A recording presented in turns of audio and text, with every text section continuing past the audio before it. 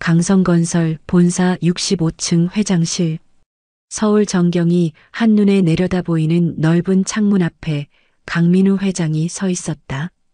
그의 시선은 멀리 강 건너편 언덕배기의 낡은 동네에 고정되어 있었다. 이번 프로젝트는 다른 때보다 더 많은 신경을 써주게. 강민우 회장이 차분한 목소리로 말했다. 등 뒤에서 서류를 정리하던 조명호 비서실장이 고개를 들었다. 염려 마십시오. 이미 모든 준비가 완벽하게 진행 중입니다. 강민우 회장은 천천히 자리로 돌아와 앉았다.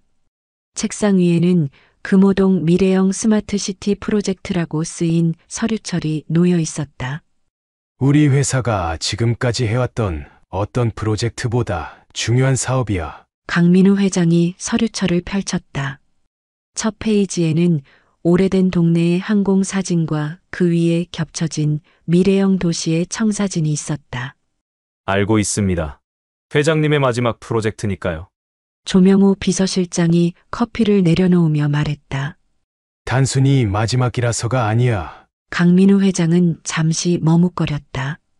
내가 젊었을 때 가족과 함께 살았던 곳이기도 해. 조명호 비서실장의 눈이 살짝 커졌다. 정말요? 그런 개인적인 연결이 있는지 몰랐습니다. 굳이 말할 필요는 없었지. 하지만 자네에게는 말해두고 싶었어. 강민우 회장은 서랍에서 작은 바랜 사진 한 장을 꺼냈다. 젊은 시절의 그와 아내, 그리고 어린 소녀가 낡은 집 앞에 서 있는 모습이었다. 그곳은 내 모든 아픔이 시작된 곳이야. 마지막으로 완전히 지워버리고 싶어. 조명호 비서실장은 사진을 조심스럽게 받아들었다. 이해합니다. 개인적인 의미가 있는 프로젝트라면 더욱 완벽하게 진행해야겠군요. 그래, 이번이 내 마지막 큰 사업이 될 거야. 강민우 회장은 창문 밖을 다시 바라보았다. 은퇴 후에는 자네에게 회사를 맡길 생각이야. 조명호 비서실장의 얼굴에 놀라움이 스쳤다. 저에게요? 과분한 말씀입니다. 자식이 없는 나로서는 20년 동안 함께 해온 자네가 가장 적임자지. 하지만 그 전에 이 프로젝트만큼은 내 손으로 직접 마무리하고 싶어. 물론입니다. 철거 반대 주민들 설득에도 최선을 다하겠습니다. 고마워. 다음 주에 그쪽 주민대표와 만나는 자리도 잘 준비해주게. 네. 한미라라는 활동가가 주민들을 대표해 참석할 예정입니다. 꽤 완강하게 반대하고 있지만 잘 설득하겠습니다. 강민우 회장은 창밖을 응시하며 깊은 생각에 잠겼다. 그 오래된 동네에는 그가 지우고 싶은 기억이 묻혀 있었다. 강성건설 마지막 프로젝트는 단순한 재개발이 아니라 그의 과거와의 작별이기도 했다. 검은색 대형 세단이 금호동 좁은 골목길을 지나 오래된 주민센터 앞에 멈춰섰다. 운전석에서 기사가 내려 뒷문을 열자 강민우 회장이 천천히 차에서 내렸다. 회색 정장 차림의 그는 주변을 천천히 둘러보았다. 30년 만에 다시 찾은 고향이었다. 많이 바뀌었군. 강민우 회장이 조명호 비서실장에게 말했다. 그래도 여전히 낙후된 지역입니다. 이번 재개발이 꼭 필요한 곳이요. 조명호 비서실장이 회장의 옆에 바짝 붙어 걸으며 대답했다. 주민센터 앞에는 이미 수십 명의 주민들이 모여 있었다.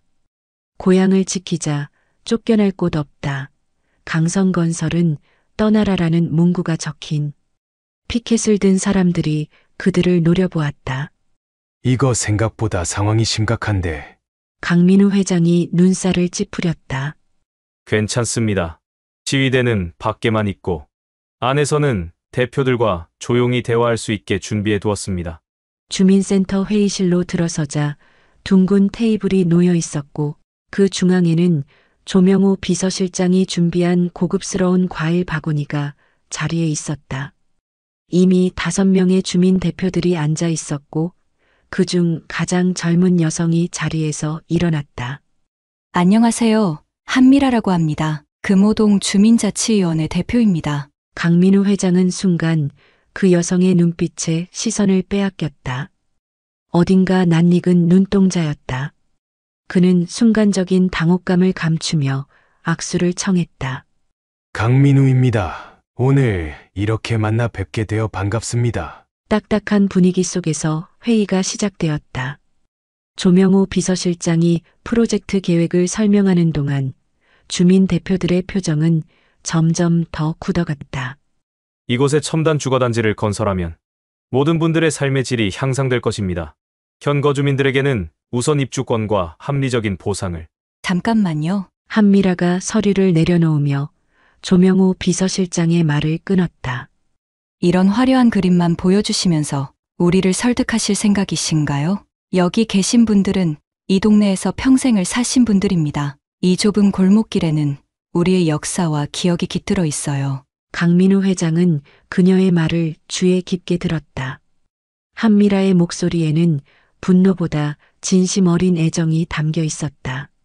이 동네는 단순한 부동산이 아닙니다. 사람들의 삶과 공동체가 살아 숨쉬는 곳이에요. 재개발이 되면 우리 같은 서민들은 결국 이 동네를 떠날 수밖에 없습니다. 새 아파트 가격은 우리가 감당할 수 없을 테니까요. 한미라는 준비해온 자료들을 하나씩 꺼내 보였다. 오래된 동네 축제 사진들, 주민들의 인터뷰 기록, 역사적 가치가 있는 건물들의 목록까지. 그녀는 자료를 제시하며 이 지역의 보존 가치를 열정적으로 설명했다. 이 골목에서 김수영 시인이 살았고, 이 오래된 다방에서는 70년대 민주화 운동가들이 모임을 가졌어요. 이런 역사적, 문화적 가치를 어떻게 첨단 아파트로 대체하실 수 있습니까? 강민우 회장은 자신도 모르게 그녀의 이야기에 빠져들고 있었다. 그가 기억하는 이 동네는 단지 고통스러운 기억의 장소였지만 한미라의 눈에 비친 이곳은 전혀 다른 모습이었다. 미라 씨의 말씀 잘 들었습니다. 강민우 회장이 마침내 입을 열었다. 사실 저도 이 동네와 인연이 있습니다. 젊은 시절 이곳에서 살았거든요. 한미라와 다른 주민 대표들의 눈이 커졌다. 그렇다면 더 이해하셔야 할 텐데요. 한미라의 눈빛이 날카로워졌다. 네, 이해합니다. 하지만 개발도 필요한 일입니다. 오래된 것을 지키는 것도 중요하지만 변화를 받아들이는 것도 중요하죠. 두 사람의 팽팽한 시선이 교차했다. 강민우 회장은 자신도 모르게 한미라의 눈동자를 유심히 바라보았다. 그 안에서 무언가 아주 익숙한 것을 보는 듯한 느낌이 들었습니다. 긴 회의가 한참 진행된 후 조명호 비서실장이 조용히 자리에서 일어났다. 잠시 휴식 시간을 가지는 게 어떨까요? 오랜 시간 논의하셨으니 간단히 다과라도 드시면서 쉬어가시죠. 조명호 실장이 분위기를 풀고자 휴식을 제안했다. 한미라를 비롯한 주민 대표들도 지친 기색이 역력했다. 그들은 고개를 끄덕이며 잠시 자리에서 일어나 등을 폈다. 조명호 비서실장은 테이블 중앙에 놓인 고급 과일 바구니에 포장을 풀기 시작했다. 그는 정성스럽게 씻어놓은 사과, 바나나, 청포도, 그리고 골드 키위를 접시에 담았다. 강민우 회장은 창밖을 바라보며 생각에 잠겨 있었다. 한미라의 열정적인 주장들이 그의 마음 한구석을 건드리고 있었다. 이 동네는 그에게 지우고 싶은 기억의 장소였지만 미라의 말처럼 누군가에게는 소중한 삶의 터전이었다. 한미라가 자리로 돌아오다 과일 접시를 보았다. 그녀의 표정이 순간 경직되었다. 죄송합니다만 다른 과일은 괜찮은데 키위만 빼주실 수 있을까요? 심한 알레르기가 있어서. 한미라는 곤란한 얼굴로 과일을 쳐다보며 얘기했다. 이 말에 창밖을 보고 있던 강민우 회장의 귀가 번쩍 열렸다. 그는 천천히 고개를 돌려 한미라를 바라보았다. 발진이 나고 호흡곤란도 오나요? 강민우 회장이 거의 무의식적으로 물었다.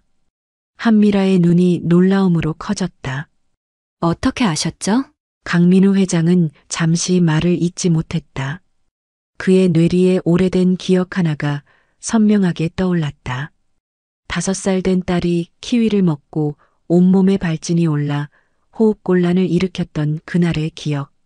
제 딸도 키위 알레르기가 있었습니다. 강민우 회장이 마침내 입을 열었다. 정확히 같은 증상이었죠.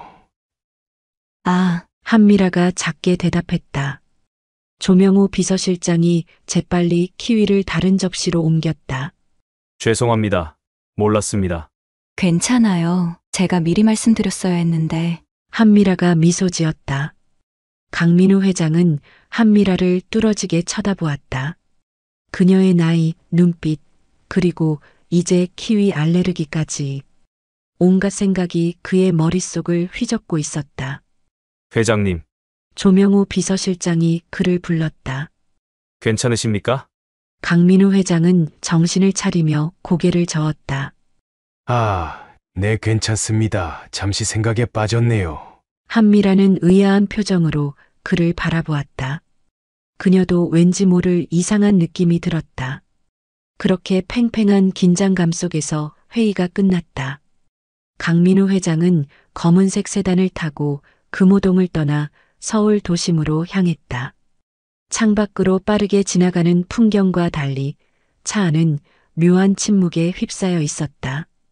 강민우 회장은 창밖을 바라보는 듯 했지만 그의 눈은 실제로 아무것도 보고 있지 않았다. 회의가 예상보다 길어졌지만 큰 무리 없이 마무리된 것 같습니다. 조명호 비서실장이 침묵을 깨며 말했다.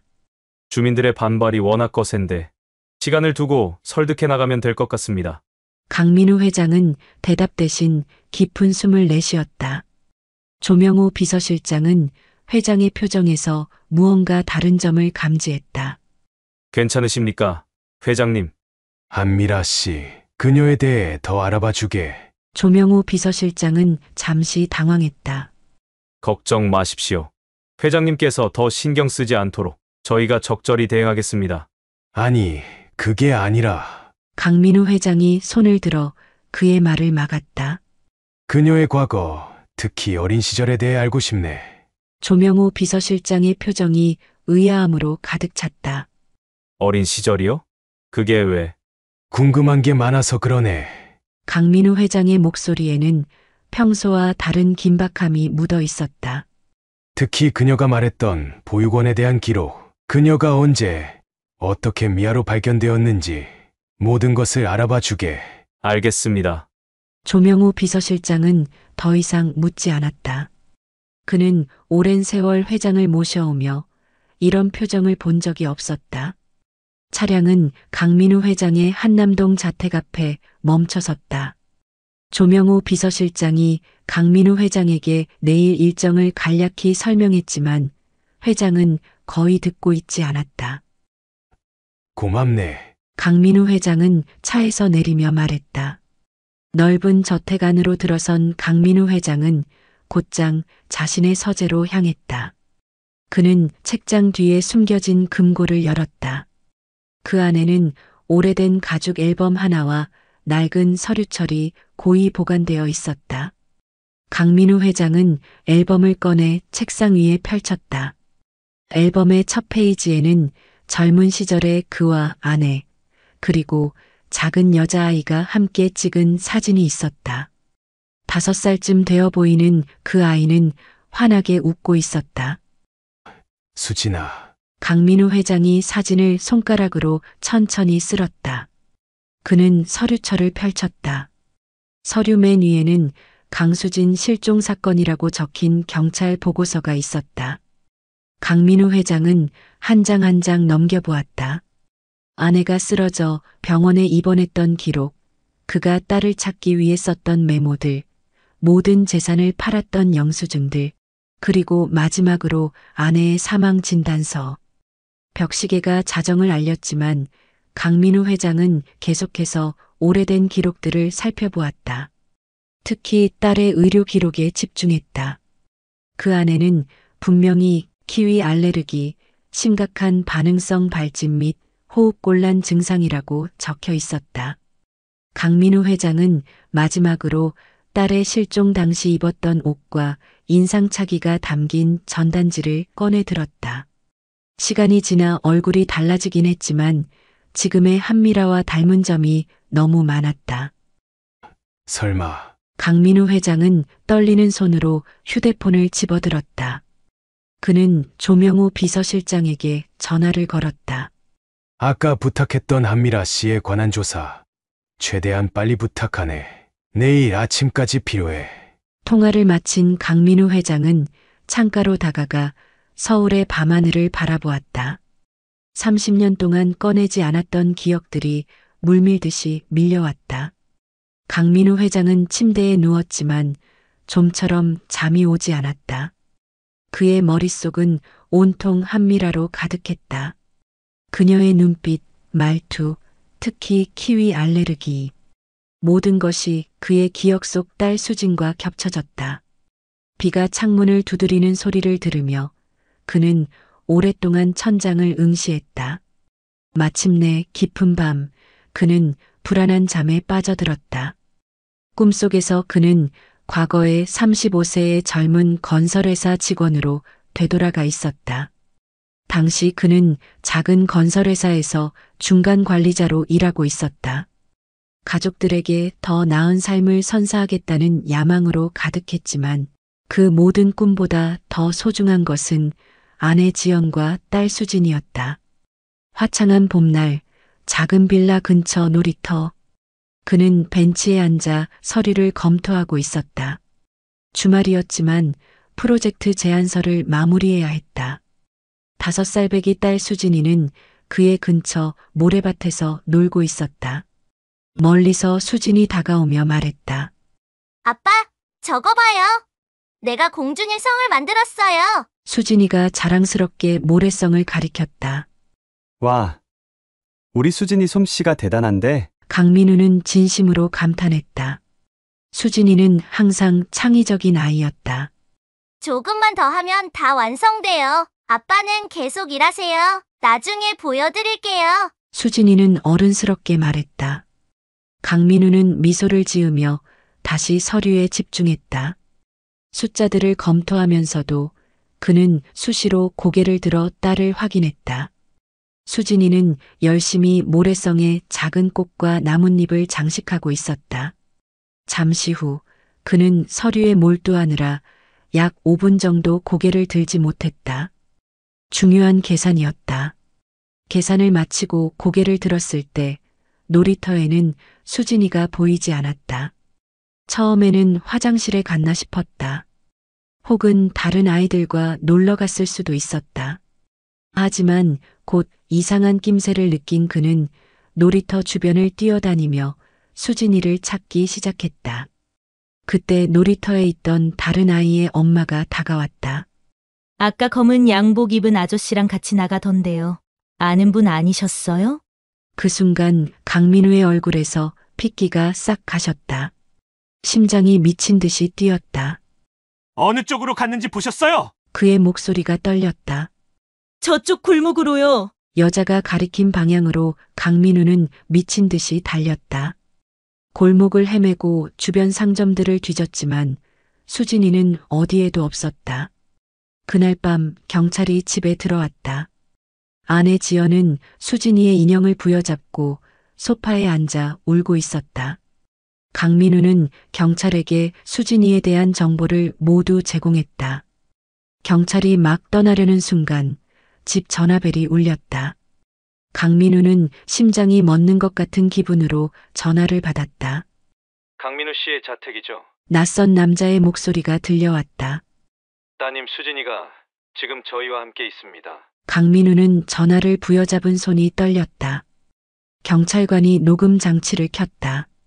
돈이 필요합니다. 3억 원.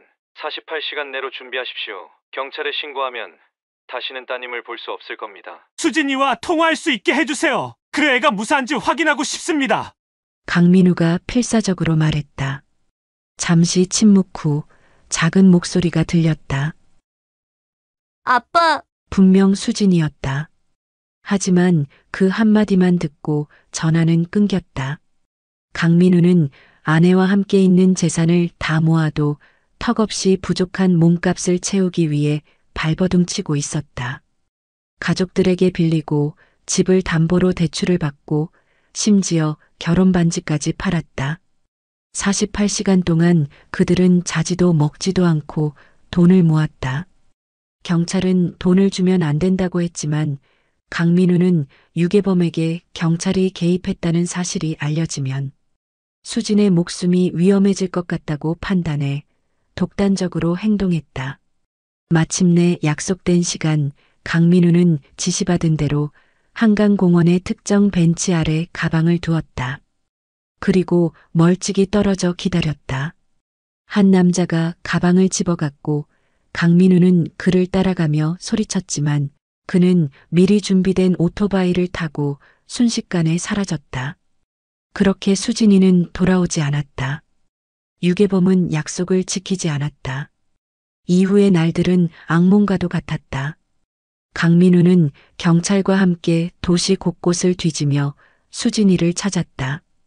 전단지를 붙이고 텔레비전 프로그램에 출연하고 사설 탐정까지 고용했다. 그 사이 아내 지연은 충격과 자책감에 하루하루 쇠약해져 갔다. 식사를 거부하고 잠도 제대로 자지 못했다.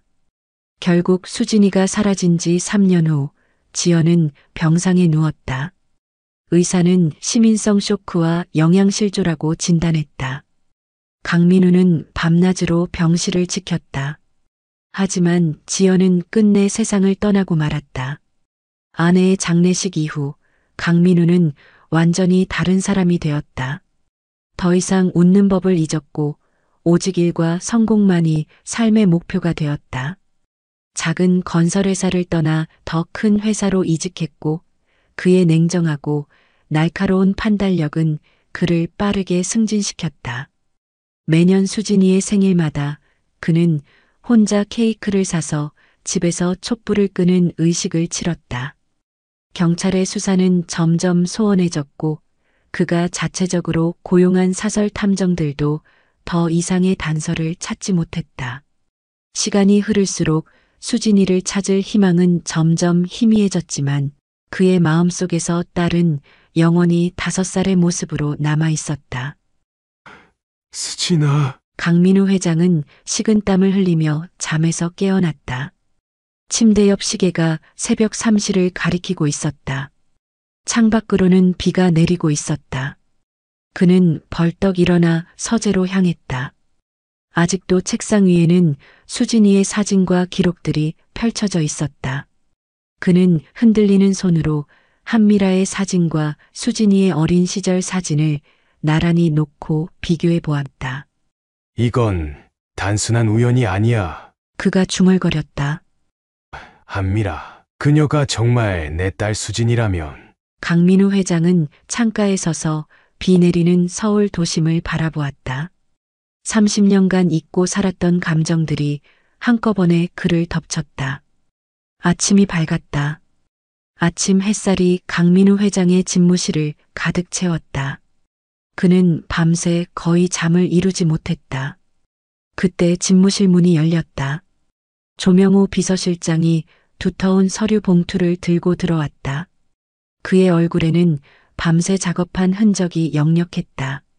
회장님, 지시하신 대로 한미라 씨에 관한 모든 정보를 수집했습니다. 강민우 회장은 자리에서 일어나 창가에서 집무실 한가운데 놓인 원형 테이블로 자리를 옮겼다. 조명호 비서실장이 그 옆에 앉아 서류들을 정돈했다. 의외로 많은 정보가 있더군요. 조명호 비서실장이 첫 페이지를 펼쳤다. 한미라, 현재 35세, 금호동 주민자치위원회 대표이자 지역활동가, 환경단체에서도 활동 중입니다. 강민우 회장은 서류를 받아들었다. 그의 손이 미세하게 떨렸다. 과거 기록은? 강민우 회장이 물었다. 제일 중요한 부분입니다. 조명호 비서실장이 다른 페이지를 꺼냈다. 한미라 씨는 미아로 발견되어 보육원에서 자랐습니다. 발견 시점은 1993년 4월 20일. 당시 추정 나이 약 5살. 강민우 회장의 눈이 커졌다. 그는 급히 자신의 서랍에서 낡은 서류철을 꺼내 펼쳤다. 수진이가 유괴된 날짜는 1993년 4월 15일이었다. 발견 장소는 서울 성동구 금호동 놀이터. 당시 기록에 따르면 가벼운 탈수 상태였으며 의류는 더럽고 해진 상태였으나 부상은 없었다고 합니다. 신원 확인은? 경찰 수사는 강민우 회장이 다급하게 물었다. 이 부분이 좀 이상합니다. 조명호 비서실장이 미간을 찌푸렸다. 통상적인 미아 발견 절차를 모두 거쳤으나 진원 확인에 실패했다고 기록되어 있습니다. 강민우 회장은 책상을 꽉 움켜쥐었다. 보육원 기록은 천안의 세빛 보육원에 입소했습니다. 이름은 당시 보육원 원장이 지어준 것으로 미는 미아에서 라는 라운에서 따온 것이라고 합니다. 조명호 비서실장은 보육원 입소 당시의 사진을 꺼냈다. 검은 머리에 동그란 눈을 가진 어린 소녀였다. 강민우 회장은 사진을 바라보는 순간 숨이 멎는 것 같았다. 자신의 딸 수진과 너무 닮아 있었다. 입소 당시 건강검진 기록은 더 자세히 볼 수 없으나 기록이 불완전하고 초기 상담 기록도 일부만 남아 있습니다. 조명호 비서실장이 설명했다. 17세 때 보육원을 떠나 독립했으며 이후에는 여러 아르바이트를 하며 대학에 진학했습니다. 사회학을 전공했고 졸업 후에는 시민단체에서 활동하기 시작했습니다. 키위 알레르기에 대한 기록도 있어. 강민우 회장이 물었다. 네. 건강 기록에 나와 있습니다. 조명호 비서실장이 의료 차트를 펼쳤다. 입소 직후 건강검진에서 키위 알레르기가 확인되었고 발진과 호흡곤란 증상이 기록되어 있습니다. 강민우 회장은 서류를 넘겨보다 벌떡 일어났다.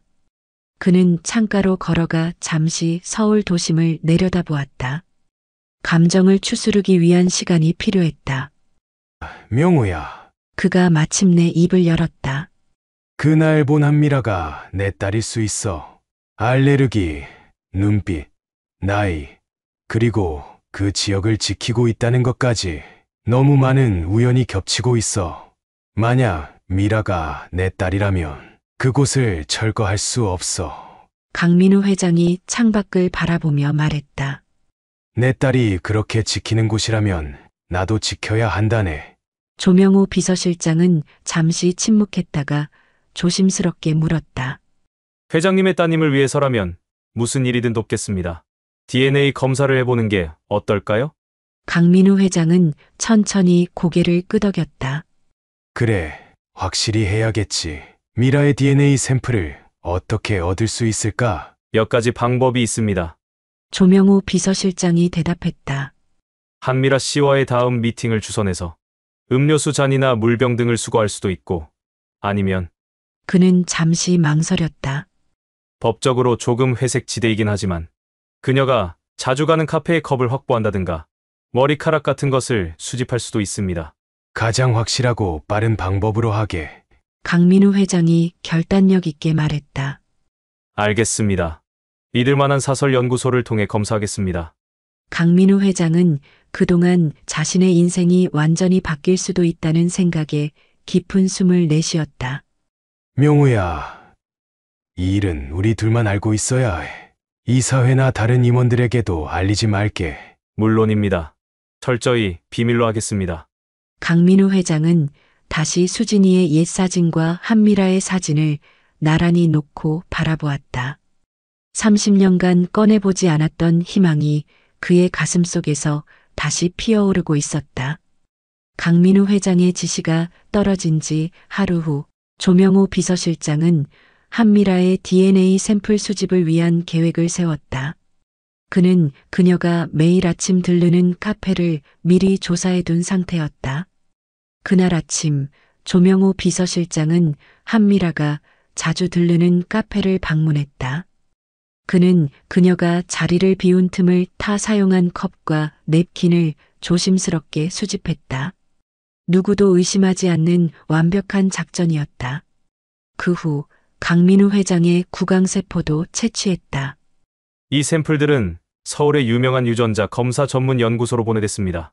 신속 검사를 요청했으니 오늘 저녁에는 결과가 나올 겁니다. 조명호 비서실장은 그날 오전 직접 연구소를 방문해 샘플을 전달했다. 강민우 회장은 그날 하루를 고문처럼 보냈다. 회의 중에도 자꾸 시계를 확인했고 중요한 보고서도 집중해서 읽지 못했다.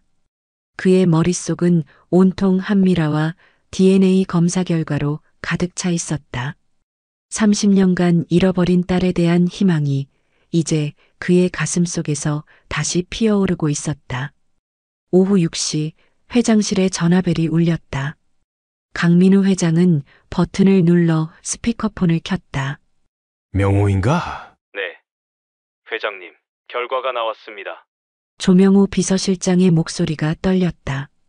강민우 회장은 등 뒤 창문을 바라보던 자세에서 천천히 돌아섰다. 들어오게. 몇 분 후 조명호 비서실장이 봉인된 서류 봉투를 들고 들어왔다. 그는 묵묵히 봉투를 회장의 책상 위에 올려놓았다. 내가 직접 열어보겠네. 강민우 회장이 깊은 숨을 내쉬었다. 그의 손이 봉투를 뜯는 소리가 사무실에 울렸다. 단 한 장의 종이가 나왔다.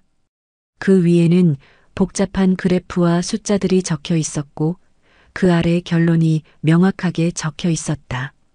일치하지 않음, 친자관계 가능성 0.001% 미만. 강민우 회장의 얼굴에서 핏기가 가셨다. 그는 한동안 아무 말도 하지 못했다. 서류를 내려놓은 그의 손이 떨렸다. 회장님, 조명호 비서실장이 조심스럽게 말을 꺼냈다. 괜찮네. 강민우 회장이 고개를 저었다. 내가 너무 많은 희망을 품었군. 눈빛이 비슷하고 키위 알레르기가 있다는 것만으로 얼마나 바보 같은 생각이었나. 그는 천천히 일어나 창가로 걸어갔다. 서울의 저녁 풍경이 붉게 물들어 있었다.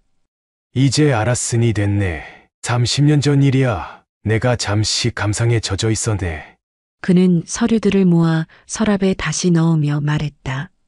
이제 우리 프로젝트에 집중해야겠군. 미라가 내 딸이 아니라면 그 동네를 정리하는 게 맞겠지. 예. 회장님, 한미라와 주민들 설득에 더 강경하게 나가게 법적으로 가능한 모든 수단을 동원해. 이 프로젝트는 내 마지막 사업이라네. 완벽하게 마무리해야 해. 알겠습니다. 몇 가지 방안을 준비해 두었습니다. 조명호 비서실장이 고개를 숙였다. 강민우 회장은 다시 창밖을 바라보았다. 오늘은 이만 돌아가 쉬게. 조명호 비서실장이 나간 후 강민우 회장은 오랫동안 창밖만 바라보았다. 서서히 어둠에 잠기는 도시처럼 그의 가슴 속에서도 잠시 피어올랐던 희망의 불씨가 꺼져갔다. 그는 책상 서랍에서 오래된 가족사진 한 장을 꺼내 바라보았다. 5살 수진이가 환하게 웃고 있는 사진이었다. 내가 바보였구나, 수진아. 그가 중얼거렸다. 30년이 지났는데 아직도 널 찾을 수 있다고 생각하다니. 강민우 회장은 사진을 다시 서랍에 넣고 잠갔다. 이제 그는 다시 냉철한 기업인으로 돌아가 자신의 마지막 프로젝트를 완벽하게 마무리하기로 결심했다. 그리고 며칠 후 강민우 회장은 운전기사에게 갑작스러운 현장 방문을 지시했다. DNA 검사 결과 이후 그는 프로젝트를 빠르게 진행하고 싶었다. 한미라와 직접 만나 더 빠른 협상을 위한 협상안을 제시할 생각이었다. 하지만 금호동 재개발 현장에 도착하자 예상치 못한 소란이 귀에 들렸다. 좀 더 가까이 가보게. 강민우 회장이 운전기사에게 말했다. 차가 가까워질수록 소리는 더 명확해졌다. 현장 한편에서 몇몇 사람들이 언쟁을 벌이고 있었다. 강민우 회장은 창문을 내렸다. 그 중심에 한미라가 있었다. 그녀는 3명의 건장한 남자들에게 둘러싸여 있었다. 그들은 조직폭력배처럼 보였다. 당장 이 현장에서 나가라고! 검은 가죽 재킷을 입은 남자가 한미라를 위협했다. 합법적인 시위입니다. 당신들이 불법이에요. 한미라가 물러서지 않고 대항했다. 강민우 회장은 차에서 내렸다. 그는 본능적으로 발걸음을 재촉했다. 현장에 가까워지자 상황은 더 심각했다. 한 남자가 한미라의 팔을 거칠게 잡아당기고 있었고 다른 한 명은 그녀의 카메라를 빼앗으려 했다. 이봐! 당신들! 뭐하는 짓인가? 강민우 회장이 단호한 목소리로 외쳤다. 모든 시선이 그에게 향했다. 조직폭력배들은 잠시 혼란스러워 보였다. 이게 무슨 상황인지 설명해보게. 그때 조직폭력배 중 한 명의 얼굴이 창백해졌다. 그는 강민우 회장의 얼굴을 알고 있었다. 저희는 그저 현장을 보호하는. 현장을 보호한다고? 이게 보호하는 방식인가? 강민우 회장의 목소리에 분노가 실렸다. 그때 한미라가 조폭에게 벗어나려고 하자 조폭 중 한 명이 그녀를 거칠게 밀쳤다. 한미라는 비계 파이프에 부딪혀 넘어졌다. 강민우 회장은 즉시 그녀에게 달려갔다. 괜찮으십니까? 그가 한미라에게 손을 내밀었다. 한미라는 통증에 얼굴을 찡그렸다. 그녀의 블라우스가 비계에 걸려 찢어졌고 갈비뼈 부근이 노출되었다. 그 순간 강민우 회장의 시선이 그녀의 피부에 새겨진 흉터에 고정되었다. 그건 분명했다. 일반적인 맹장 수술보다 위쪽에 위치한 특이한 형태의 수술 흉터였다. 강민우 회장은 숨을 쉴 수 없을 만큼 충격을 받았다. 그 흉터는 30년 전 수진이가 4살 때 맹장 수술을 받았던 바로 그 자리였다. 의사가 일반적인 위치보다 위쪽을 절개했던 특이한 수술 흉터. 그는 한미라의 얼굴과 흉터를 번갈아 쳐다보며 말을 잇지 못했다. 괜찮아요. 한미라가 말했다. 그녀는 옷을 다시 여미며 강민우 회장에게서 몸을 뺐다. 당신이 시킨 일 아닌가요? 이런 폭력으로 우리를 쫓아내려고? 아니, 절대 그렇지 않아. 난 그런 지시를 한 적이 없네. 강민우 회장이 당황하여 말했지만 한미라는 불신의 눈빛으로 그를 바라볼 뿐이었다. 난 이대로 포기하지 않을 거예요. 그녀는 비틀거리며 현장을 빠져나갔다. 정신을 차린 강민우 회장은 건달들에게 돌아섰다. 그의 눈에서는 분노가 불꽃처럼 타올랐다. 너희들 당장 여기 무릎 꿇어. 그의 목소리는 더 이상 통제되지 않았다. 건달들은 겁에 질려 그의 지시에 따랐다. 누가 지시했지? 나는 이렇게 무력으로 사람들을 제압하라는 지시를 한 적이 없어? 이게 무슨 저급한 행동인가? 건달들은 서로를 쳐다보았다. 누구도 먼저 입을 열지 않았다. 말해! 마침내 한 명이 입을 열었다. 저희는 조명호 실장님한테서 지시를 받았습니다. 강민우 회장의 얼굴이 굳어졌다. 그의 몸에서 모든 힘이 빠져나가는 것 같았다. 조명호라고? 네. 조명호 실장이 이 지역 주민들, 특히 한미라라는 사람을 좀 겁주라고 하셨어요. 현장에서 몰아내라고. 강민우 회장은 말을 잇지 못했다. 뒤통수를 세게 맞은 듯한 느낌이었다. 20년간 믿고 의지했던 오른팔이 자신도 모르게 이런 짓을 벌이고 있었다. 그리고 더 큰 충격은 그 눈앞에서 본 흉터였다. DNA 결과는 일치하지 않았지만 그 흉터는 분명 수진이의 것과 동일했다. 강민우 회장은 집무실 창가에 서서 서울의 야경을 바라보고 있었다. 비가 내리는 저녁이었다.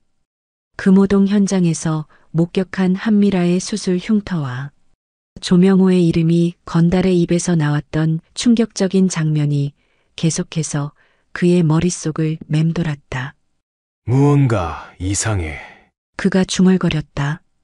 DNA 검사 결과는 부정적이었지만 그 흉터는 너무나 정확하게 일치했다. 평범한 맹장 수술 흉터가 아니었다. 딸 수진이 수술했던 의사는 특이하게 일반적인 위치보다 위쪽을 절개했고 그 독특한 위치의 흉터가 한미라에게 있었다. 단순한 우연일까? 그리고 조명호. 20년간 믿었던 오른팔이 그의 명령 없이 폭력배를 동원해 한미라를 위협했다. 도대체 왜? 강민우 회장은 책상으로 돌아가 비밀 서랍을 열었다. 그는 조용히 사내 전화를 들어 감사실에 연락했다. 김도진 실장인가? 네, 회장님. 감사실장의 목소리가 수화기 너머로 들려왔다. 오늘 내 집무실로 와주게. 다른 사람에게 알리지 말고. 1시간 후 김도진 감사실장이 강민우 회장의 집무실에 도착했다. 그는 40대 초반의 냉철한 인상을 가진 남자로 강성건설에서 감사 업무를 담당했다. 과거 검찰 출신인 그는 강직하고 철저한 성격으로 알려져 있었다. 앉게, 김 실장. 강민우 회장이 소파를 가리켰다. 무슨 일이십니까, 회장님? 김도진 감사실장이 물었다. 아주 민감한 사안이네. 급비로 진행해야 할 일이야. 강민우 회장이 심각한 표정으로 말했다. 조명호 비서실장에 대한 내부 조사를 시작해주게. 김도진 감사실장의 눈이 커졌다. 조명호 실장을요? 오늘 현장에서 있었던 일이네. 강민우 회장은 금호동에서 있었던 일을 상세히 설명했다. 조명호가 내 허락도 없이 폭력배를 고용했다는 증거를 찾아야 해. 더불어 이 프로젝트와 관련된 그의 모든 행적을 조사해주게. 특히 금전적인 거래가 있었는지도. 알겠습니다. 김도진 감사실장이 고개를 끄덕였다. 조심스럽게 진행하겠습니다. 조명호 실장은 눈치가 빠르니까요. 자네만 믿네. 이 일은 나와 자네만 알아야 해. 감사실장이 떠난 후 강민우 회장은 또 다른 전화를 걸었다. 윤상철, 그의 은퇴한 옛 운전기사였다. 상철 씨, 오랜만이네. 강민우 회장이 말했다. 네. 회장님, 무슨 일이신지요? 윤상철의 목소리에는 놀라움이 묻어났다. 부탁할 일이 있어. 한미라라는 사람의 DNA 샘플을 채취해야 하네. 아주 은밀하게. 내가 그 사람의 사진과 지역에 대한 자료를 건네주겠네. 네, 알겠습니다. 하지만 조명호 실장이 있는데 왜 저에게? 윤상철이 물었다. 그 일은 나중에 설명하겠네. 일단 조명호 실장에게는 비밀로 해주게. 자네가 직접 해줬으면 하네. 그리고 내가 말한 연구소로 보내주면 돼. 강민우 회장은 미라의 주소와 일상 패턴을 윤상철에게 전달했다. 은퇴했지만 여전히 회장에게 충성스러운 윤상철은 이런 일의 전문가였다. 다음 날 아침 윤상철은 그녀의 물병을 확보했다. 그는 즉시 강민우 회장이 지정한 제2의 연구소로 샘플을 전달했다. 이번에는 강남의 작은 사설 연구소였다. 한편 김도진 감사실장은 조명호의 뒷조사를 신중하게 시작했다. 그는 조명호의 이메일과 통화 기록을 비밀리에 조사했고 특별히 금호동 프로젝트와 관련된 장부에 기록되지 않은 지출 내역을 추적했다. 강민우 회장은 사흘 밤을 거의 뜬 눈으로 지새웠다. 한미라의 흉터, 조명호의 배신, 그리고 이제 새로운 DNA 검사 결과를 기다리는 시간은 30년 전 딸을 기다리던 그 시간처럼 고통스러웠다. 다음 날 아침 윤상철이 강민우 회장의 자택으로 찾아왔다. 그의 손에는 봉인된 봉투가 들려 있었다. 결과가 나왔습니다, 회장님. 강민우 회장은 떨리는 손으로 봉투를 받아들었다. 그의 인생이 다시 한번 뒤바뀔 수도 있는 순간이었다. 강민우 회장은 깊은 숨을 들이마시고 봉투의 봉인을 뜯었다. 그 안에는 단 한 장의 종이가 들어 있었다. 검사 결과가 적힌 종이를 꺼내는 그의 손이 떨렸다. 눈으로 빠르게 결과를 훑던 강민우 회장은 갑자기 눈을 크게 떴다. 그의 얼굴이 창백해졌다. 회장님? 윤상철이 걱정스럽게 다가왔다. 완벽한 일치. 99.9999% 확률로 친자 관계 확인됨. 강민우 회장이 종이에 적힌 내용을 천천히 읽었다. 그의 손에서 종이가 떨어졌다. 그는 서재 창문으로 다가가 멍하니 바깥을 바라보았다. 30년.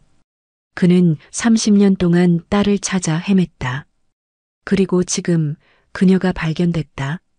한미라가 바로 그의 딸 강수진이었다. 조명호가 초기 DNA 검사 결과를 조작했던 거야. 강민우 회장이 중얼거렸다. 하지만 왜? 윤상철은 조용히 서 있었다. 그는 강민우 회장이 30년간 딸을 찾기 위해 얼마나 고통스러워했는지 잘 알고 있었다. 가족처럼 오랜 시간 함께해온 그였기에 강민우 회장의 감정을 이해했다. 내 딸이었어. 강민우 회장의 목소리가 떨렸다. 그의 눈에서 눈물이 흘러내렸다. 30년 동안 한 번도 흘리지 않았던 눈물이었다. 한순간 감격에 젖어 있던 강민우 회장은 이내 또 다른 생각에 사로잡혔다. 그럼 내 딸인 한미라를 조명호가 폭력배를 시켜 위협했다는 건가? 분노가 그의 마음을 가득 채웠다. 그리고 더 큰 의문이 생겼다. 조명호는 왜 이런 짓을?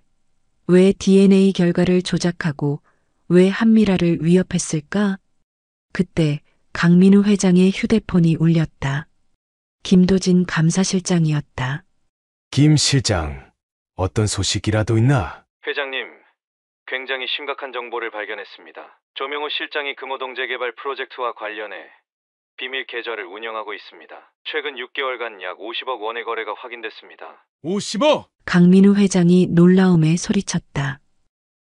네, 금호동 일대 토지를 매입하는 개발회사 측에서 불법적인 리베이트를 지급한 것으로 보입니다. 조명호 실장이 현장에 조폭을 개입시키는 것도 이 때문이었을 가능성이 높습니다. 강민우 회장은 말을 잃었다. 20년간 가장 신뢰했던 오른팔이 자신의 등 뒤에서 불법적인 거래를 하고 있었다.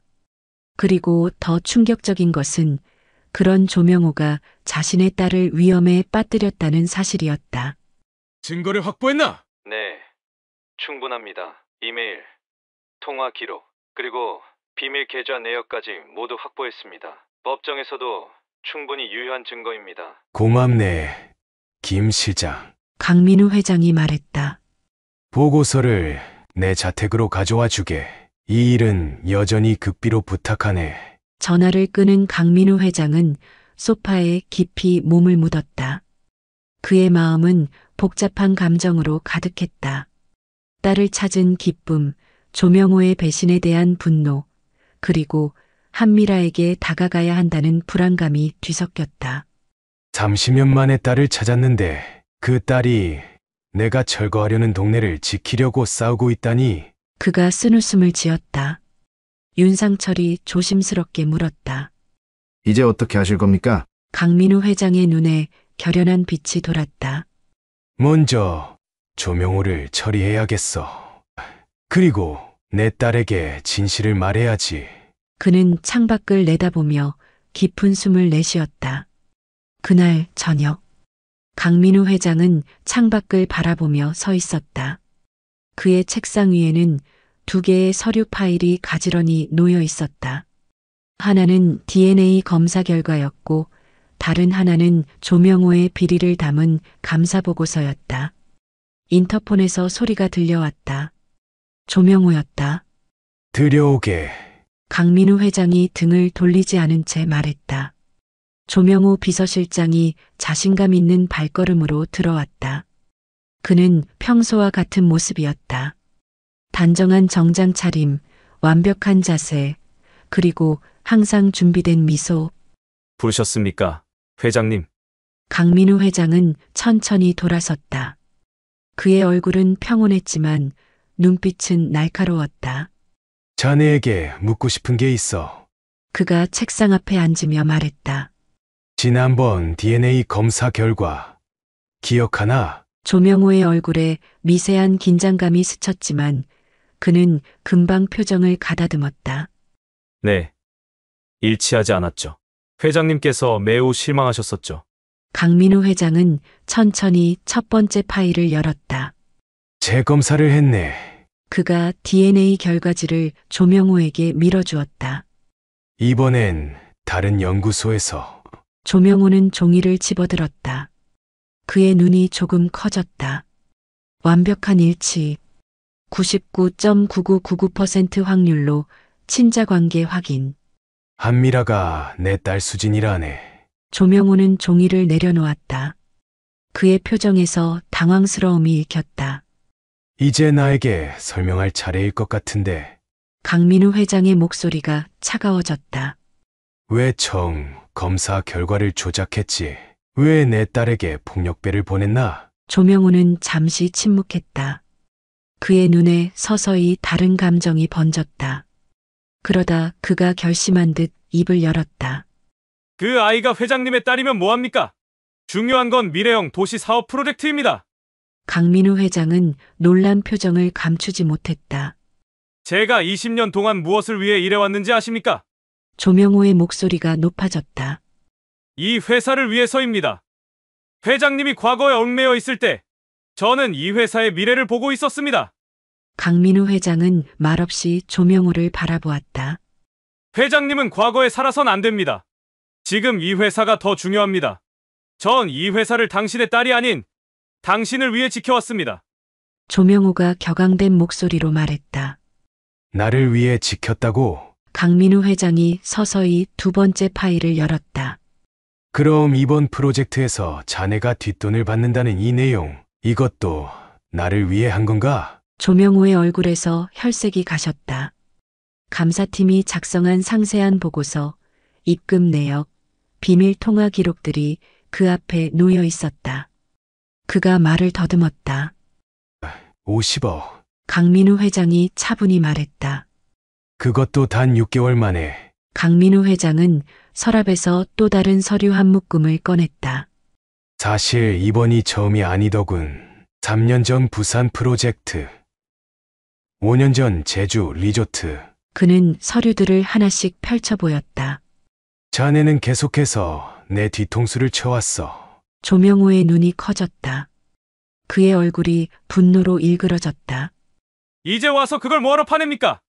그가 소리쳤다. 회장님은 그저 서류만 검토하시고 사인만 하셨죠.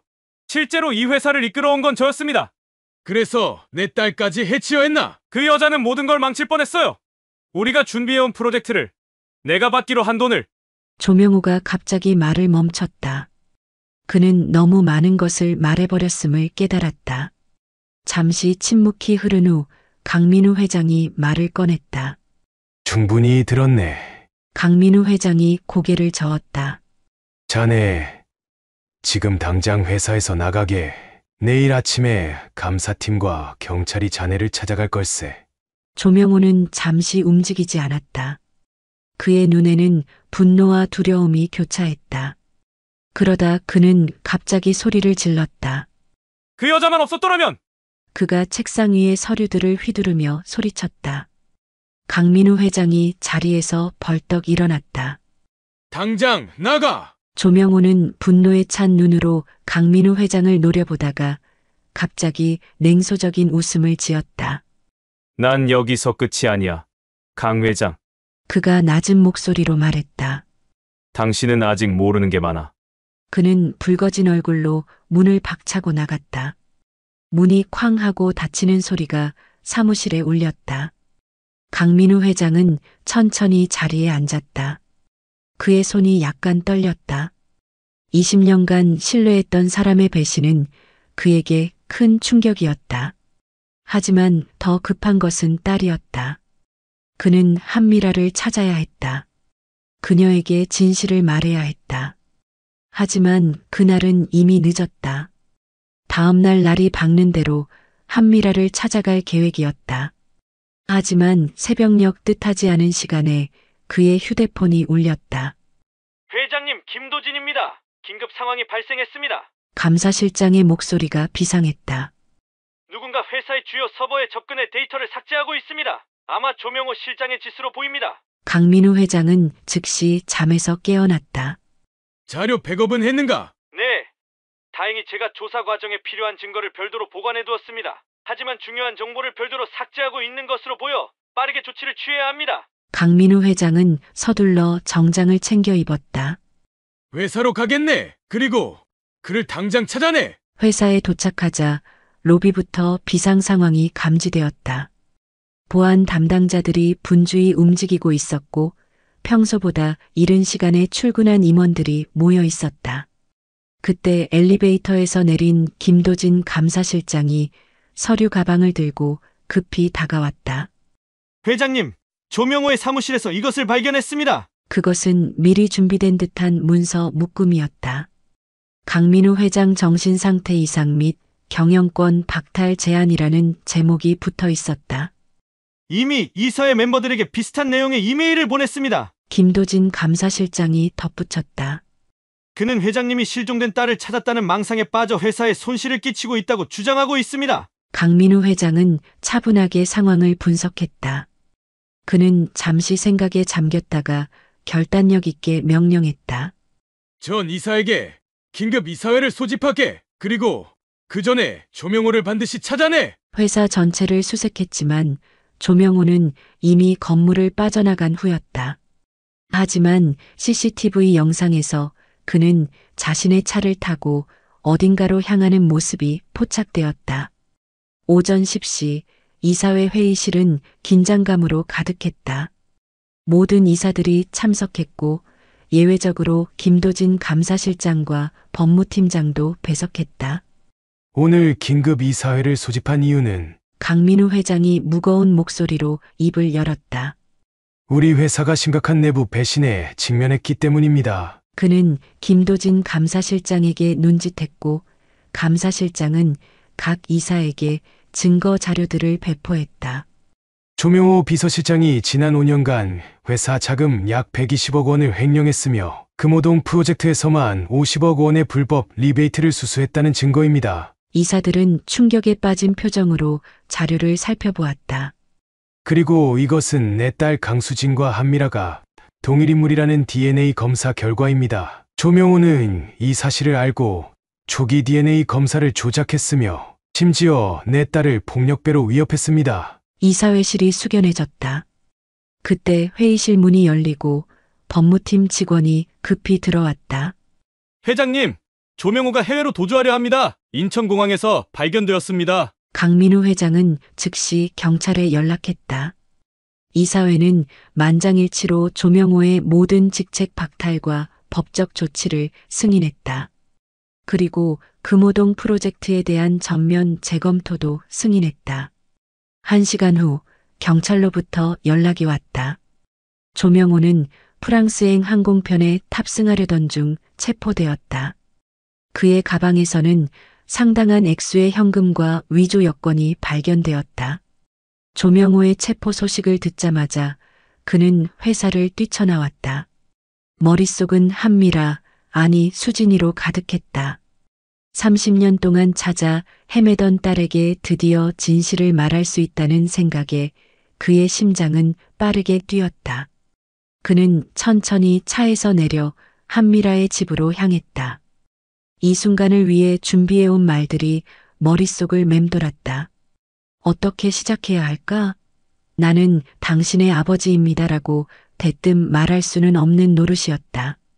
그가 문 앞에 서서 초인종을 누르려는 순간 옆집 문이 열렸다. 누구 찾으세요? 노인 여성이 의심스러운 눈초리로 물었다. 한미라 씨를 찾고 있습니다. 미라. 그 애는 없어요. 어제 급하게 짐을 싸들고 떠났어. 강민우 회장의 가슴이 철렁 내려앉았다. 어디로 갔는지 아십니까? 모르지 그렇게 떠나더라고. 요즘 계속 검은 양복 입은 남자들이 와서 위협하는 것 같던데 아마 겁이 났나 봐. 검은 양복의 남자들. 조명호가 보낸 사람들임이 분명했다. 감사합니다. 강민우 회장은 무거운 발걸음으로 돌아섰다. 그 말을 들은 후 강민우 회장은 한미라의 거주지와 활동 공간을 모두 수소문했지만 그녀의 흔적을 찾을 수 없었다. 그는 자신의 대형 세단 뒷좌석에 무거운 몸을 실었다. 창밖으로 금호동의 저녁 풍경이 스쳐 지나갔다. 30년 전 딸을 잃었을 때의 그 참담한 심정이 다시 그를 덮쳤다. 어렵게 찾은 딸을 또다시 놓친 것이다. 자택에 도착한 강민우 회장은 서재로 직행했다. 그는 책상 서랍을 열어 오래된 앨범을 꺼냈다. 앨범 속에는 어린 수진의 사진들이 고이 보관되어 있었다. 그리고 그 옆에 그는 한미라의 사진을 놓았다. 두 사진 속 인물의 눈매가 너무나 닮아 있었다. 이번에는 꼭 찾아야 해. 그가 중얼거렸다. 밤이 깊어갔지만 강민우 회장은 잠을 이루지 못했다. 그는 거실을 서성이다 결국 윤상철에게 전화를 걸었다. 상철 씨, 미안하네. 이런 시간에. 괜찮습니다. 회장님, 못 찾으셨습니까? 그래, 흔적조차 없어. 강민우 회장의 목소리에는 깊은 좌절감이 묻어났다. 하지만 이번에는 포기할 수 없어. 30년 전처럼 그냥 넘어갈 수는 없네. 제가 도와드리겠습니다. 회장님. 내일부터 본격적인 수색을 시작하겠어. 그의 눈에는 결연한 의지가 빛났다. 이번에는 결코 포기하지 않을 것이다. 그의 딸을 꼭 찾아내고야 말 것이다. 30년 전의 그때와는 달리 이제 그는 더 많은 자원과 힘을 가지고 있었고 무엇보다 딸의 이름과 얼굴을 알고 있었다. 하지만 수색 열흘째 아직 한미라의 행방은 묘연했다. 강민우 회장의 사무실 전화가 울렸다. 회장님, 윤상철입니다. 한미라 씨가 자랐던 보육원 세빛 보육원의 전 원장님을 찾아냈습니다. 강민우 회장의 지친 눈빛에 광채가 돌았다. 지금 어디 계신가? 천안에 거주하고 계십니다. 이미 연락드렸고 회장님을 만나고 싶어 하십니다. 다음 날 강민우 회장은 천안의 한 작은 아파트를 찾았다. 문을 연 이영숙 전 원장은 70대 중반의 연로한 여성이었다. 그녀의 집은 여러 학생들의 감사패와 사진들로 가득했다. 들어오세요. 강 회장님. 이영숙 전 원장이 정중히 인사했다. 연락을 받았을 때 정말 놀랐습니다. 미라가 당신의 딸이라니. 강민우 회장은 고개를 숙였다. 제가 30년 동안 찾아 헤맸던 딸입니다. 그런데 이제 겨우 찾았는데 또 놓쳤습니다. 그들은 거실 소파에 마주 앉았다. 이영숙 전 원장은 따뜻한 차를 내오며 천천히 이야기를 시작했다. 미라가 처음 보육원에 왔을 때를 잘 기억합니다. 5살 정도로 보였지요. 말을 거의 하지 않았습니다. 강민우 회장은 숨을 깊게 들이마셨다. 자신의 딸이 겪었을 고통을 생각하니 가슴이 미어졌다. 시간이 지나면서 조금씩 말을 하기 시작했지만 자신의 가족에 대해서는 아무것도 기억하지 못했습니다. 아니, 어쩌면 기억하기 싫었는지도 모르겠어요. 미라는 행복했습니까? 강민우 회장이 떨리는 목소리로 물었다. 이영숙 전 원장은 잠시 생각에 잠겼다. 그 아이는 강했어요. 다른 아이들보다 더 열심히 공부했고 항상 자신의 뿌리를 찾고 싶어 했죠. 하지만 동시에 버려졌다는 상처도 깊었습니다. 버려진 게 아닙니다. 유괴된 겁니다. 강민우 회장의 목소리가 떨렸다. 물론입니다. 이제 알게 되었으니까요. 이영숙 전 원장은 따뜻한 미소를 지었다. 미라의 행방을 찾고 계시는군요. 이영숙 전 원장은 조용히 일어나 작은 서랍에서 오래된 앨범을 꺼냈다. 이건 미라가 보육원에 있을 때의 사진들입니다. 강민우 회장은 떨리는 손으로 앨범을 받았다. 어린 미라의 모습, 학창 시절의 미라, 그리고 성인이 되어 보육원을 떠나는 미라까지. 그가 놓친 모든 시간들이 앨범 속에 담겨 있었다. 이영숙 전 원장이 말을 이었다. 미라는 매년 4월 20일이면 서울의 한 공원을 찾아간다고 했습니다. 강민우 회장의 시선이 번쩍 들렸다. 4월 20일이요? 그날은? 네, 그날이 맞습니다. 그 아이는 그날이 뭔가 특별하다고 느낀다고 했어요. 마치 몸이 기억하고 있는 것처럼. 그날은 수진이 유괴된 날과 가까운 날이었다. 강민우 회장의 눈에 눈물이 고였다. 왜 그날 공원에 가는지 물어본 적 있으신가요? 이영숙 전 원장은 쓸쓸한 미소를 지었다. 한 번은 제가 물었죠. 왜 매년 그곳에 가니? 그랬더니 미라가 대답했어요. 그곳에 가면 언젠가 제 부모님이 저를 찾으러 오실 것 같아서요. 강민우 회장은 더 이상 감정을 억누를 수 없었다. 그의 어깨가 흔들렸다. 어떤 공원인가요? 서울숲 근처에 있는 작은 공원이라고 했어요. 그곳에서 미라가 처음 발견되었다고요. 강민우 회장은 고개를 끄덕였다.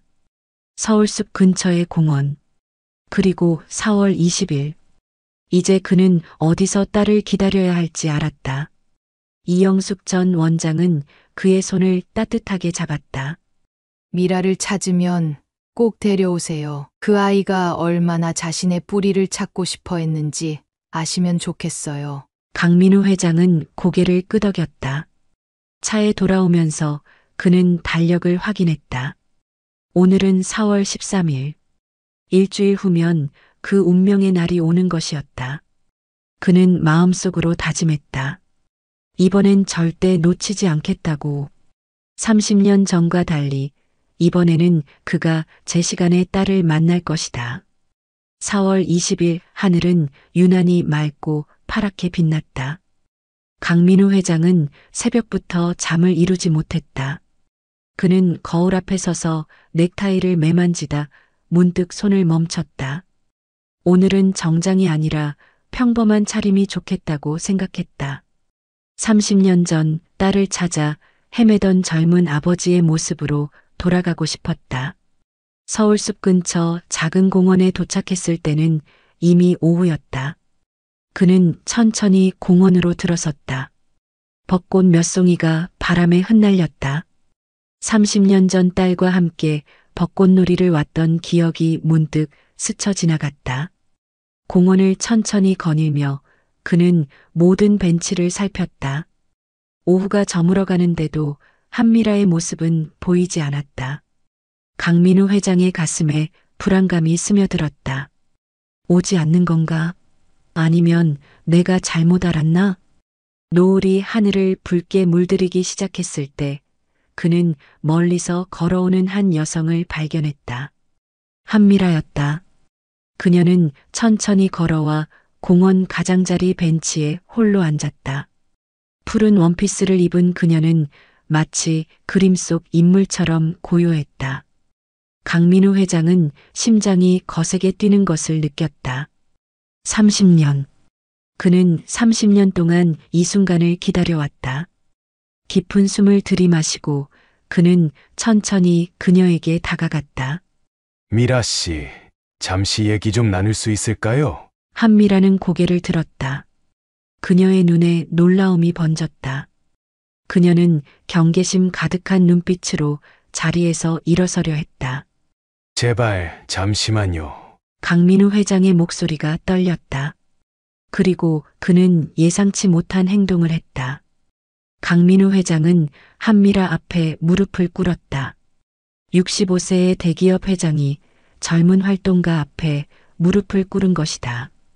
회장님, 무슨 짓을? 한미라는 당혹감에 말을 제대로 잇지 못했다. 강민우 회장은 고개를 들어 그녀의 눈을 바라보았다. 노을빛이 그의 얼굴에 붉게 물들었다. 왜 갑자기 이러시는 건가요? 한미라의 목소리가 떨렸다. 그 동네는 내게도 소중한 곳이야. 강민우 회장이 마침내 입을 열었다. 내가 살던 동네고 내 아내와 내 딸이 함께 살던 곳이지. 난 그곳을 미래형 도시로 바꾸는 게 좋을 거라 생각했어. 하지만 그건 과거의 아픔을 지우기 위한 내 이기적인 선택이었어. 그리고 무엇보다 그 동네를 위해 싸우는 내 모습을 보고 내 마음이 흔들렸다. 저요? 하지만 한미라가 혼란스러운 표정으로 물었다. 강민우 회장은 천천히 가방에서 한 봉투를 꺼냈다. 그의 손이 떨리고 있었다. 이건 DNA 검사 결과야. 너는 30년 전 내게서 사라진 내 딸 강수진이다. 한미라는 얼어붙은 듯 그 자리에 서 있었다. 그녀는 봉투를 받아들었지만 열지 못했다. 그녀의 손이 너무 심하게 떨렸다. 무슨 말도 안 되는. 그녀의 목소리가 바람에 날려 사라질 듯 가늘었다. 강민우 회장은 또 다른 봉투를 꺼냈다. 거기에는 오래된 사진과 병원 기록들이 들어 있었다. 이건 내가 4살 때 맹장 수술을 받은 기록이야. 일반적인 맹장 수술보다 조금 위쪽을 절개했던 특이한 수술이었지. 한미라는 무의식적으로 자신의 옆구리를 감쌌다. 그 자리에는 정확히 강민우 회장이 말한 위치에 흉터가 있었다. 그리고 키위, 넌 어릴 때부터 키위 알레르기가 있었어. 지금도 그렇지? 한미라의 눈에서 눈물이 떨어졌다. 어떻게 이런 것들을 다 아시죠? 강민우 회장의 눈에도 눈물이 고였다. 내가 5살 때 놀이터에서 놀다가 사라졌어. 유괴범이 전화해서 몸값을 요구했어. 우리는 모든 재산을 팔아 돈을 마련했지만 결국 내 어머닌 충격으로 돌아가시고 난 30년간 널 찾아 헤맸단다. 한미라는 천천히 DNA 검사 결과를 열었다. 결과는 명확했다. 99.9999%의 확률로 친자 관계가 확인되었다. 정말 제가 당신의 딸인가요? 그녀의 목소리가 떨렸다. 강민우 회장은 더 이상 감정을 억누르지 못했다. 세월의 주름이 깊게 패인 그의 얼굴에 눈물이 흘러내렸다. 그는 고개를 끄덕이며 마침내 30년간 입 밖으로 내지 못했던 딸에게 이야기를 했다. 그래, 수진아, 드디어 너를 찾았구나. 그의 목소리가 감정에 젖어 떨렸다. 잘 지냈니? 매일 밤 하늘의 별을 보며 내가 어디서 무사히 지내고 있길 기도했단다. 아빠가 늦게 찾아와서 미안해. 한미라는 벤치에 털썩 주저앉았다. 그녀의 온몸이 떨렸다. 30년간의 의문들, 자신이 누구인지, 왜 버려졌는지에 대한 질문들이 한순간에 물밀듯 밀려왔다. 난 버려진 게 아니었군요. 그녀의 눈에서 눈물이 마구 쏟아졌다. 강민우 회장은 조심스럽게 그녀 옆에 앉았다. 그리고 마침내 수지는 고개를 들어 강민우 회장을 바라보았다. 그녀의 눈에는 30년간의 그리움과 상처, 그리고 새로운 희망이 담겨 있었다. 하지만 저는 당신을 아버지라고 부르기엔 아직 어색해요. 시간이 필요합니다. 강민우 회장은 따뜻하게 미소 지었다. 우린 천천히 알아가면 돼. 둘은 한동안 얼굴을 바라보며 침묵했다. 한참의 시간이 지난 후 강민우 회장이 감정을 추스르고 조심스럽게 말을 이었다. 그리고 재개발 계획도 전면 재검토하고 싶어. 주민들과 내가 원하는 방향으로 함께 논의해보자. 그 동네는 이제 더 이상 내게 고통의 장소가 아니야. 내가 있는 곳이니까. 한미라의 얼굴에 희미한 미소가 번졌다. 정말인가요? 그렇게 해주신다면. 노을이 완전히 사라지고 첫 별이 떠오르기 시작했다. 아버지와 딸은 나란히 앉아 서서히 어두워지는 하늘을 바라보았다. 30년의 시간은 쉽게 메워지지 않겠지만 이제 그들에게는 함께할 미래가 있었다. 꽃샘 추위가 지나고 따스한 봄 기운이 완연해진 10월의 어느 날 금호동의 마을회관에는 주민들이 가득 모여 있었다. 벽에는 금호동 재생 프로젝트 주민 설명회라는 현수막이 걸려 있었고 테이블 위에는 새로운 지역 개발 계획이 담긴 도면과 모형이 놓여 있었다. 한미라, 이제는 강수진으로 점차 자신의 원래 이름에 익숙해지고 있는 그녀가 단상에 섰다.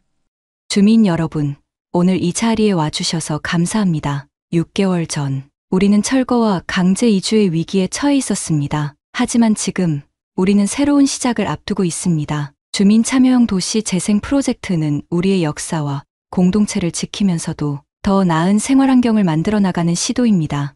강수진의 목소리에는 자신감이 넘쳤다. 그녀의 뒤로는 강민우 회장이 조용히 앉아 있었다.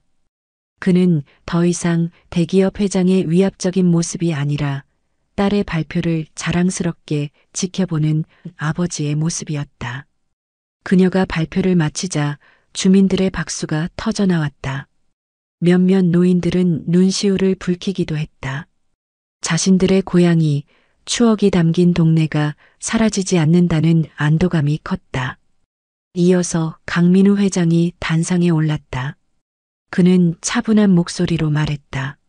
저는 강민우입니다. 강성건설 대표이자 이번 프로젝트의 책임자입니다. 30년 전 이 동네에 살았던 제가 딸을 잃고 아내마저 잃었습니다. 그 아픔 때문에 저는 이 동네를 미워했고 지워버리고 싶었습니다. 하지만 이제 딸을 다시 찾았고 이 동네가 제게 얼마나 소중한지 깨달았습니다. 앞으로 강성건설은 여러분과 함께 이 지역을 더 나은 곳으로 만들어 나가겠습니다. 철거가 아닌 함께 사는 재생을 약속드립니다. 행사가 끝나고 둘은 강수진의 작은 사무실에서 차를 마시며 오늘의 성과를 정리했다. 오늘 발표 정말 훌륭했어. 강민우 회장이 말했다. 감사합니다, 아버지. 강수진은 아직 어색하게 아버지라는 단어를 발음했다. 무리하지 않아도 돼. 내게 익숙해질 때까지 시간을 갖자. 아니에요. 이제 조금씩 익숙해지고 있어요. 그리고 감사합니다. 이 프로젝트를 믿어주셔서. 강민우 회장은 따뜻한 미소를 지었다. 고마워할 필요 없어. 내 꿈을 이루는 걸 돕는 것보다 더 행복한 일이 어디 있겠니? 그녀는 자신의 책상에서 작은 액자를 꺼냈다. 그 안에는 그녀가 5살 때의 사진, 어머니와 아버지와 함께 찍은 사진이 들어 있었다. 이 사진을 매일 보고 있어요. 아직도 어머니에 대한 기억이 희미하지만. 강민우 회장은 딸의 손을 조심스럽게 잡았다. 네, 어머니는 널 정말 사랑했어. 내가 사라진 후에도 끝까지 널 기다렸지. 둘은 잠시 침묵 속에 서로의 손을 잡고 있었다. 창밖으로 금호동의 저녁 풍경이 보였다. 오래된 건물들과 좁은 골목길, 그리고 그 사이로 새롭게 정비된 공원과 문화시설이 조화를 이루고 있었다. 6개월이라는 시간은 30년의 공백을 모두 메우기에는 너무 짧았다. 하지만 아버지와 딸은 천천히 하루하루 서로를 알아가며 새로운 시작을 만들어가고 있었다. 금호동 마을센터 앞에 작은 광장은 가을 햇살로 따스하게 물들어 있었다. 1년 전 철거 위기에 처했던 낡은 건물들은 이제 고풍스러운 외관을 유지하면서도 현대적인 시설을 갖추게 되었다. 광장 중앙에는 주민들이 직접 디자인한 분수대가 설치되었고 아이들이 그 주변에서 뛰어놀고 있었다. 강민우 회장과 강수진은 새롭게 단장된 마을센터에서 나와 천천히 걸음을 옮겼다. 둘의 모습은 1년 전과는 사뭇 달랐다. 강민우 회장은 더 이상 권위적인 정장 차림이 아닌 편안한 캐주얼 복장이었고 수진은 한결 밝아진 표정으로 그의 옆에 서 있었다. 마지막 구역 리모델링도 잘 마무리됐네요. 수진이 말했다. 할머니들이 아직도 저한테 와서 고맙다고 하세요. 강민우 회장은 주변을 둘러보며 미소 지었다. 내가 없었다면 불가능했을 거야. 내가 그저 밀어붙였다면 이런 아름다운 공간은 탄생하지 못했을 테니까. 그들은 광장 가장자리 벤치에 앉았다. 수진이 조심스럽게 입을 열었다. 다음 주에 제 생일인데 시간 되시면 저녁이라도 같이 할까요? 아버지? 강민우 회장의 눈이 순간 커졌다. 1년이 지났지만 수진이 그를 아버지라고 부르는 순간은 여전히 그의 심장을 떨리게 했다.